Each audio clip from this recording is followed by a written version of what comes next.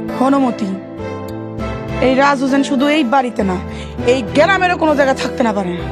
ভাবি, আপনি কোনো চিন্তা করেন না, ওরে মারতে মারতে গ্রাম ছাড়া করে দিমু। ও যাতে ডরে ওই গ্রামের কথা চিন্তা না করে, আমি সেই ব্যবস্থা করব।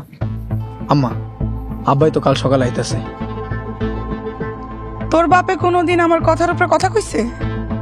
তা কয় নাই। তাইলে আর কি, যা আর আমির বাস্তারে গ্রাম ছাড়া কর। ঠিক আছে আম্মা।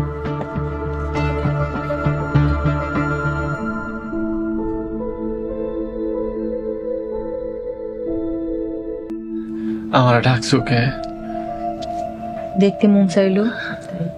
রানা ফরিদা, আমার শীতটা যেমন আছে না, ওটা রোদে শুকাইতে দিচ্ছিলাম।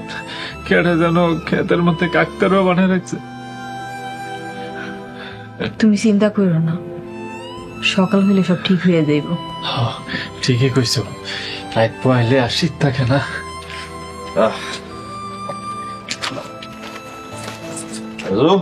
ভাই দেখ, ঘুর না বেটা।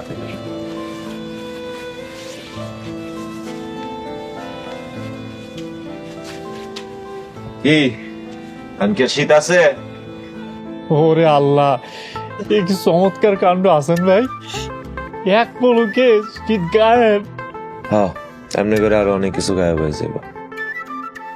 এই শীতের মতন তোমার সকল সমস্যা গায়েব হয়ে যাইব। তাই নাকি? হ্যাঁ রাজু, আলহামদুলিল্লাহ। হ্যাঁ নাকি চল বিয়ার কামটা সেরা ফেলি। কারবি হাসান ভাই? ও মা, কার বিয়া আবার কি, তোর আর ফরিদার? আপনি বলে কি কন?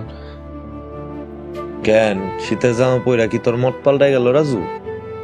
গায়ে শীত না লাগলে পুরুষের কাছে বইয়ের কদর থাকে না। কথাটা তাইলে সত্য হাসান ভাই? কিরে, কথাটা কি সত্যি নাকি? ভাই, আপনার কথা আমি না, আমার শরীর দিয়ে এমনি গাম বেরোইতেছে। আপনার জ্যাকেট লাগবো না। দূর বোকা।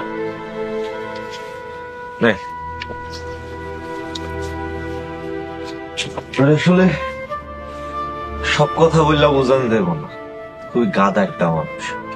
খালি এতটুকু না রাখ, তোর আর ফরিদার বিয়া হইলে তখন সকল সমস্যা দূর হয়ে যাবে।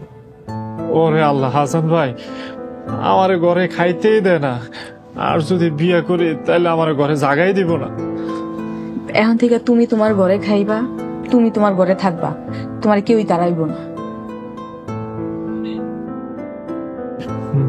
মানে? আরে মানটারে পরে হবে, আগে চল কাজে বয়ে রাখছি, তখন বিয়াটা দিতে হইব। হাসান ভাই, ওনারে চাপ দিয়েন না, সময় নেই।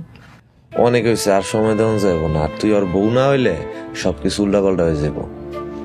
ভাই আমি তো কিছুই বুঝতেছি না। তোর কিছু বোঝন লাগতো না, চল আয় আমার লগে।